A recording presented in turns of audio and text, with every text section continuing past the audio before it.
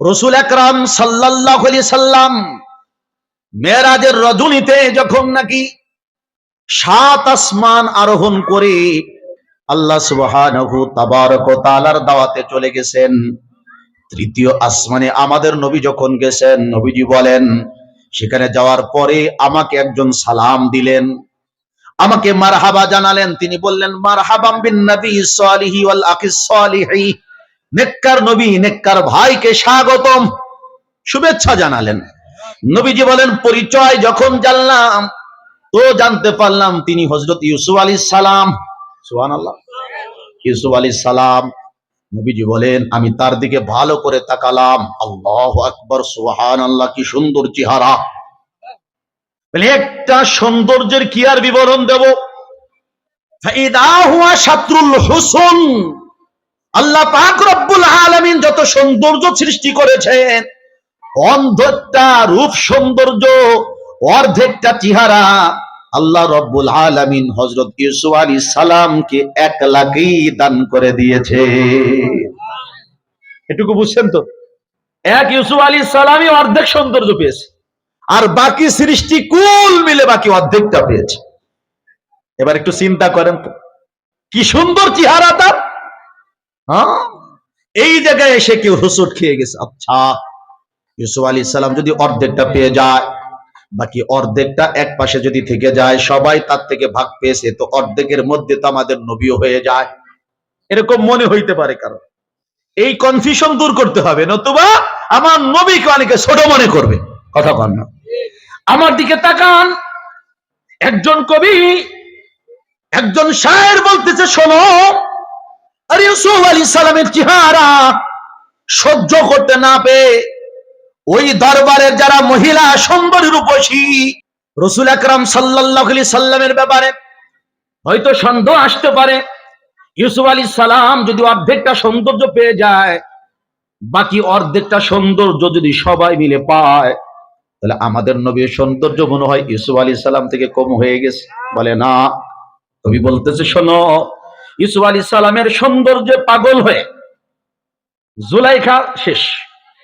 জুলাইখা কেন ইউসুফ আলাইহিস সালামের প্রতি আকৃষ্ট?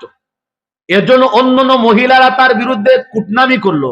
দেখছো, জুলাইখা নিজের বাড়িতে আনা এক গোলামের পরে পাগলামি শুরু করছে, পাগল হয়ে গেছে। জুলাইখা ছিল অতি বুদ্ধিমতী। কথা বলেন, আমি যে কেন তার প্রতি আকৃষ্ট হয়েছি, কথা দিয়ে জবাব দিব না, কাজ দিয়ে দিব। নিন্দুকদেরকে মাঝে মাঝে কথার জবাব দেওয়া যাবে না, কাজ দিয়ে জবাব দিতে হবে। কাজ হলো বড় জবাব, কথা দিয়ে কখনো মানুষের সাথে অনেকে পারা যায় না। জুলাইখা ইউসুফ আলাইহিস সালামকে রাজদরবারে হাজির করছে, আর যারা ওই যে ঠোঁট কাটা মহিলারা, দুন্দি, কথা কয় না, কুটনা বুড়ি, মৈমন কুটনি, বসেটি বেগম, ওগুলোরে দাঁত দিছে। সবাই দাঁত দিয়ে বসাইছে। খাবারের আইটেমের মধ্যে কমলা লেবু অথবা আমরা যে লেবু খাই, লেবু জাতীয় একটা ফলও দিছে, যা খাইতে চাকু লাগে। কতক্ষণ সবাই ফলও দিছে, আবার চাকুও দিছে। কথা বুঝছো? আর ইউসুফ আলাইহিস সালামরে বলছে, ইউসুফ, তোমার কোনো কাজ নাই, তুমি খালি এই পাশ থেকে ওই পাশ পর্যন্ত একটা হাঁটা দিবা, এইটুক তোমার কাজ। আর মহিলাদেরকে বলছে, ফল টল দিছে, কাইটি কুইটে খাইও। ইউসুফ আলাইহিস সালাম যেই মজলিসের মধ্যে ঢুকছে, সব সুন্দরী রূপসী নারীরা তার দিকে তাকায় অবাক হয়ে গেছে। বলে, এটা মানুষ না, মালাকুন কারীম, এটা সম্মানিত ফেরেশতা। শুনেছি ফেরেশতা নূরের তৈরি, কিসের নূর, কিসের জ্যোতি, তার চেয়েও আরো বেশি সুন্দর এই চেহারা। এইদিকে তাকাচ্ছে আর এদিকে ফল কাটতেছে। ফল কাটতে গিয়ে ফল না, আঙ্গুল কেটে ফেলছে, হাত কেটে ফেলছে। জুলাইখা বলে, কি এমন লাগলো? আমারে তো খুব দিছো এতক্ষণ, নিজেদের হাত কাটলা কেন? তোমরাও যে কারণে পারো নাই, আমিও পারি নাই।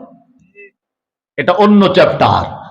এইটুকু আলোচনা যায় শুনবে, সে মনে করবে আমার নবীজির চেহারা মনে হয় এর থেকে কম।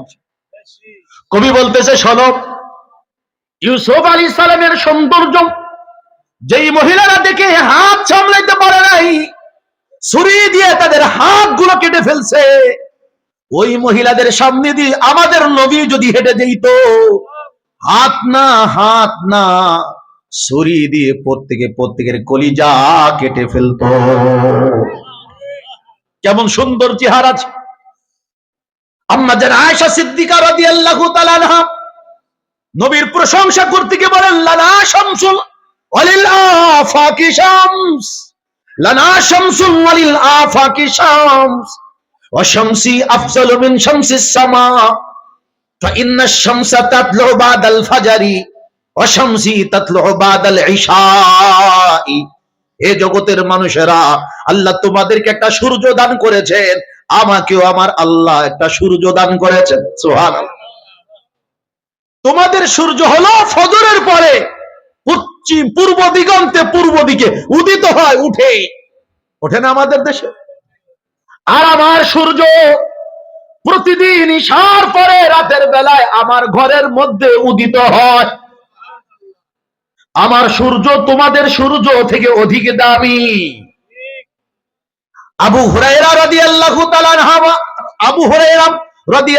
তাআলা আনহু বলেন, আরে যদি তুমি আমার নবীকে দেখতে পাইতে, কাআন্না শামসা তালিয়া, মনে হইতো পূর্ব দিক থেকে সূর্য উদিত হচ্ছে। জাবির রাদিয়াল্লাহু তাআলা আনহু বলেন, একদিন পূর্ণিমার চাঁদের রাত্রে, কিসের রাত্রে? পূর্ণিমার চাঁদের রাত্রে। পূর্ণিমার চাঁদ কাকে বলা হয়? আরবি মাসের 14তম দিন যখন শেষ হয়ে 15তম রাত আগমন হয়, ওই রাতের যেই চন্দ্র থাকে তাকে পূর্ণিমার চাঁদ বলা হয়। বলে পূর্ণিমার চাঁদ উঠেছে, আমার নবী আমার রানের পরে মাথা দিয়ে শুয়েছিলেন। আমি একবার নবীর চেহারার দিকে তাকাই, আর একবার আসমানের চাঁদের দিকে তাকাই। আমার মন একবার বলে চাঁদ সুন্দর, আর একবার বলে না চাঁদ না, আমার নবী বেশি সুন্দর। একবার নবী বেশি সুন্দর মন বলে, আর একবার চাঁদ বলে চাঁদ সুন্দর, মন বলে চাঁদ সুন্দর। দুইটা তো একসাথে বেশি সুন্দর হবে না, যে কোন একটা বেশি হবে আর একটা কম হবে। একটা পর্যায়ে বারবার দেখার পর আমার মন বলল, আল্লাহ, আসমানের চাঁদের চেয়ে আমার রানের পরে শুয়ে থাকা চাঁদ আরো বেশি সুন্দর। সাহাবায়ে কেরাম বলেন, ইজা সাররা, যখন নবী আনন্দিত হাসি খুশি থাকতেন, ইস্তানারা নূরুহু, নবী সাল্লাল্লাহু আলাইহি সাল্লামের চেহারা মুবারক আলোকিত হয়ে যেত। সুবহান। এমনকি সাহাবায়ে কেরাম বলেন, নবীদের সামনের দুই দাঁত যাকে সানায়া বলা হয়, এই দুইটা দাঁত আছে না সানায়া, এই যে উপরের দিকে একটু বড় হয়, এই দুই দাঁতের মাঝে একটু ফাঁকা ছিল নবীর। দেখবেন কারো কারো এই দুই দাঁতের মাঝে একটু কি আছে, ফাঁকা আছে না ভাই? কম বেশি আছে। বলে এই ফাঁকা দিয়া আলোর ঝলকানি বের হইতো, যেই আলো 14 তারিখের পূর্ণিমার চাঁদের চেয়েতো বেশি মনে হতো।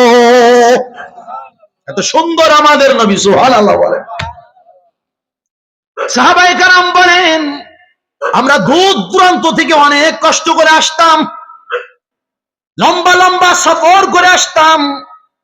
কষ্টের পরে যখন নবীদের চাঁদ মাথা চেহারা এক ঝলক দেখতাম, পথের সমস্ত কষ্ট, জুলুম, নির্যাতন, অত্যাচার সব ভুলে যেতাম, সব দূর হয়ে যেত।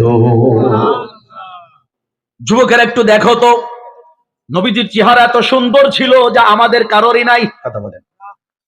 নবী সাল্লাল্লাহু আলাইহি সাল্লামের জওয়ানি শক্তি আমাদের হাজার হাজার জনের চেয়ে একলার বেশি। নবী সাল্লাল্লাহু আলাইহি সাল্লামের বংশ কুরাইশ বংশ। পৃথিবীর সমস্ত বংশের সম্মান এক পাল্লায় যদি রাখা হয়, আমার নবীর মর্যাদা সম্মান যদি আর এক পাল্লা রাখা হয়, তো কুরাইশ বংশের সম্মান সবচেয়ে বেশি হয়ে যাবে। সেই বংশের মানুষ, তোমার আমার কাব্য প্রতিভা, তোমার আমার ভাষা সাহিত্য, বিভিন্ন ভাষায় বলতে পারার যোগ্যতা, লেখার যোগ্যতা, সবগুলো যদি এক পালা রাখা হয়, আমার নবীর যোগ্যতা আরো আরো অসংখ্য গুণে বেশি ছিল। নবীজি নিজে বলেন, উতিতু ইলমাল আউয়ালিন ওয়াল আখিরিন। আদম আলাইহিস সালাম থেকে নিয়ে কিয়ামত পর্যন্ত যত ইলম হবে, জ্ঞান বিজ্ঞান হবে, সব আমার আল্লাহ আমাকে দান করে দিয়েছেন। তাহলে নবী এলেমে জ্ঞানে আগে, কথা বলেন, যে কোনো দিকে তাকাবো সব দিকে নবী আগে। এবার বলি, এই নবী সাল্লাল্লাহু আলাইহি সাল্লাম যখন নওজোয়ান ছিলেন, নবীজি সাল্লাল্লাহু আলাইহি সাল্লাম একটা সময় অন্যের বকরিও চড়াতেন, বকরি চড়াতেন, রাখালি করতেন। কি করতেন? রাখালি। এর মধ্যে লজিক আছে, গরিব হিসেবে না, এই বকরি রাখালি করার মূল লজিক হলো ধৈর্য শিক্ষা করা।